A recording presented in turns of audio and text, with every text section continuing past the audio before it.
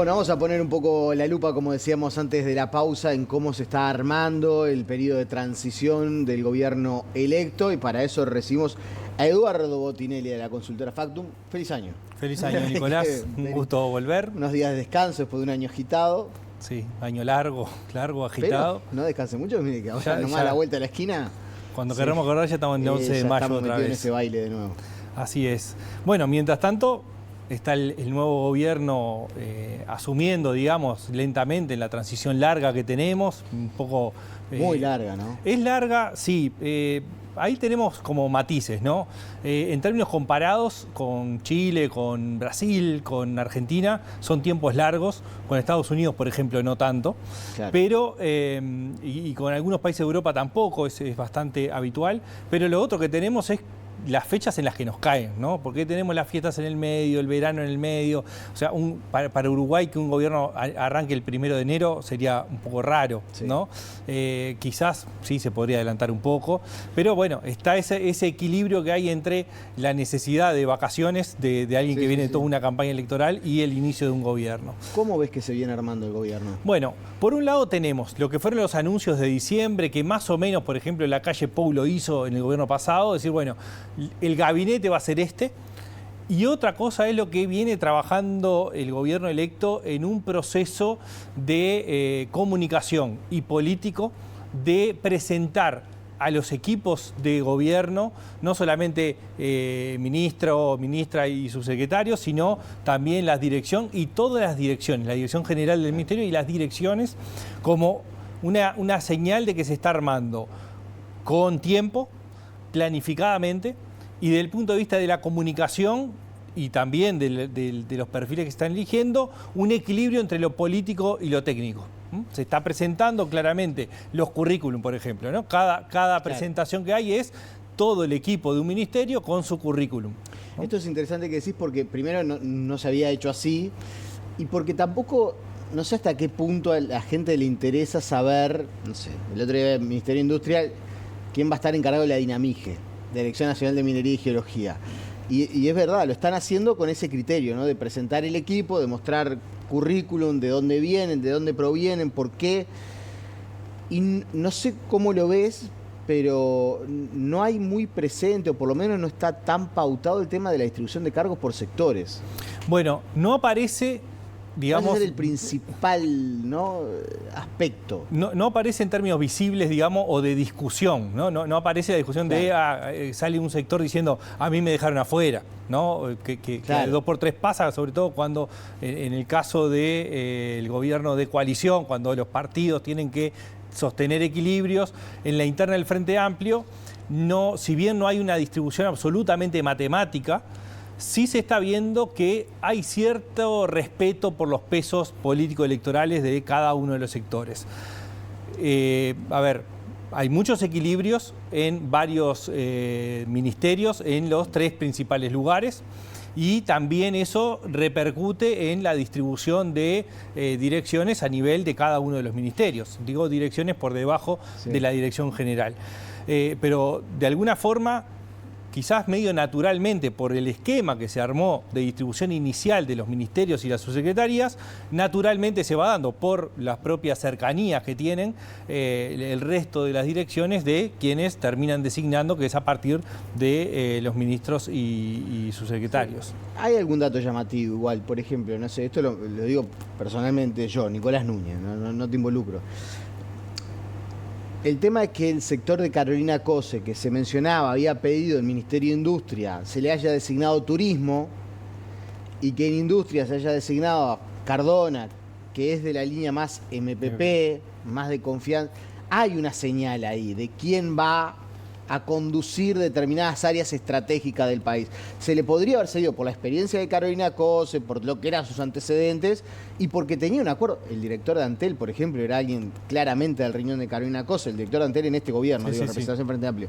Sin embargo, hay una decisión muy evidente de no darle Ministerio de Industria y Energía a Carolina Cose o al sector de Carolina Cose y darle turismo casi que en compensación, que no es lo mismo, ¿no? No es lo mismo y creo que responde un poco también a esa lógica de los pesos electorales.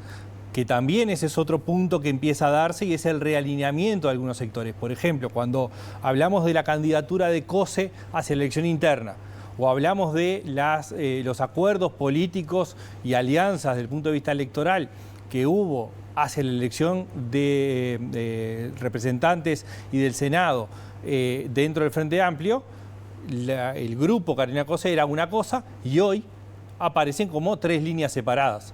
Esas 3 líneas separadas... No mantienen esa alianza. No, la alianza no se ha sostenido después de las elecciones nacionales. Y es parte de las negociaciones justamente de lo que vos lo planteabas. Bueno, ¿cuál es el peso específico que tuvo el sector de Carolina Cose? Bueno, fue bastante menor al que tuvo otros sectores o equiparables, si se quiere. Por lo tanto, el poder de elegir a qué lugar se va tiene que ver muchas veces, no necesariamente, pero tiene que ver con el peso electoral que se tiene. Lo que sí parece estar muy marcado es el rol de presidencia de la República. Y cuando hablo de presidencia, ahora te consulto opinión, pero no es solo el presidente, también juega ahí un factor, me parece, clave, Alejandro Sánchez, yo incluiría a Jorge Díaz incluso también, y el rol del equipo económico, ¿no? Donde Gabriel Odone parece haber sido mano para elegir a muchos de los integrantes de lo que se conoce como el equipo económico. Sí. Aquello de los 2 equipos, como había en su momento en el gobierno de Mujica, se echó por tierra. De hecho, creo que parte de las señales que intentó dar rápidamente Orsi fue desterrar la posibilidad de que existiera esa idea de dos equipos económicos. Claramente hay 3 figuras que son las que nombraba, que son clave en cómo se viene armando el gobierno y lo que podemos esperar de funcionamiento. El Pacha Sánchez como secretario de Presidencia, con un rol político fuerte y de articulación con el Poder Ejecutivo, con el Poder Legislativo y con la oposición. Es decir, no solamente en lo que podemos decir el rol desde el Poder Ejecutivo, sino mucho más amplio desde el punto de vista político. Muy parecido, y vos lo marcaste muy bien acá, lo de Álvaro Delgado en el comienzo de esta administración saliente. Sí, sin duda es un rol muy parecido desde ese punto de vista.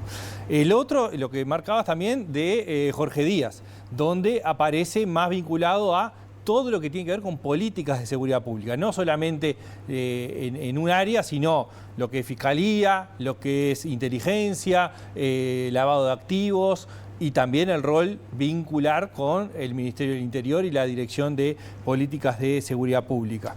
Y la tercer pata importante que aparece es la de economía. La de economía mirada desde el lado de Odone y no necesariamente de presidencia, pero tanto Jorge Díaz como Odone son personas que no tienen sector político, claro. Por lo menos no tenían en el último tiempo. Entonces aparecen con el respaldo del presidente de la República para ocupar ese lugar. Y Odone no aparece solamente como Ministerio de Economía, aparece como alguien que va a tener bajo su mando lo que es lo económico, lo financiero, lo presupuestal, donde no solamente abarca el Ministerio de Economía, sino las posibilidades que va a haber para infraestructura, para vivienda, para el área social, para el área de salud, para la educación. Es decir, va a ser una articulación muy importante que va a tener. Y la duda que queda es cuál es el rol que ocupa OPP a partir de Arim. Es decir, si va a ser como una especie de ministro también, digamos, al mismo nivel de lo que fue Dabrié, por ejemplo, en el gobierno de Sanguinetti, o va a ser un integrante más del equipo económico. Y aparece un cuarto actor, que no aparece de presidencia, sino desde afuera. Que perdona, ahí me adelanto. Ahí es donde quizás está el signo de interrogación de mucha gente que dice: ¿quién va a ganar la pulseada interna? Bueno, o cómo se va a tramitar esa pulseada interna, porque efectivamente el rol de Juan Castillo dentro del gobierno tiene, entre otros cometidos, si se quiere, desde el punto de vista político, ser contrapeso de Odone, ¿no? Es decir, va a impulsar que la discusión no es personal, no es de matices. Hay políticos de enfoques ideológicos y conceptuales que están relativamente enfrentados dentro de alguna línea, pero tienen concepciones distintas. Y ahí el rol de Orsi y de Pacha Sánchez va a ser muy relevante para ver cómo se amalgaman esas dos concepciones de forma armónica o buscando los equilibrios necesarios. Y aparecen dos desafíos centrales donde se va a jugar en el primer año. El primero es la ronda de Consejo de Salarios que se va a dar en mitad del año. Seguramente comience en julio, agosto las negociaciones.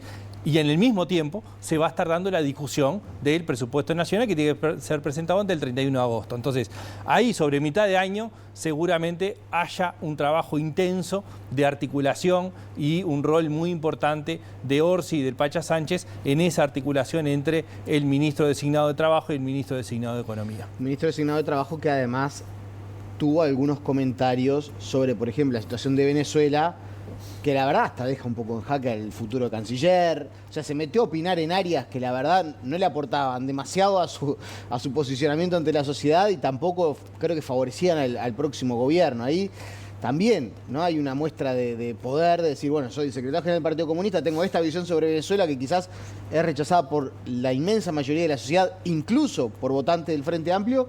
Sin embargo, salió a marcar postura en un tema sensible para el próximo gobierno. Sí, sin dudas es un lugar que va a ocupar, que lo hablamos sobre fin de año. Uno podía asimilarlo de alguna forma a lo que fue Gargano en el primer gobierno del Frente Amplio, ¿no? Es decir, de contrapeso y de un posicionamiento fuerte desde el punto de vista ideológico y de una parte importante de que representa a el programa o las bases programáticas del Frente Amplio.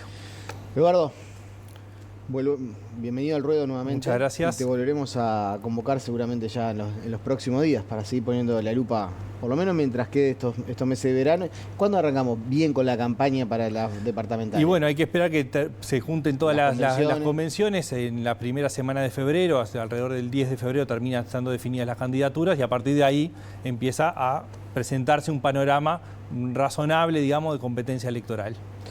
Te seguiremos recibiendo. Con mucho gusto, nos vemos la semana que viene.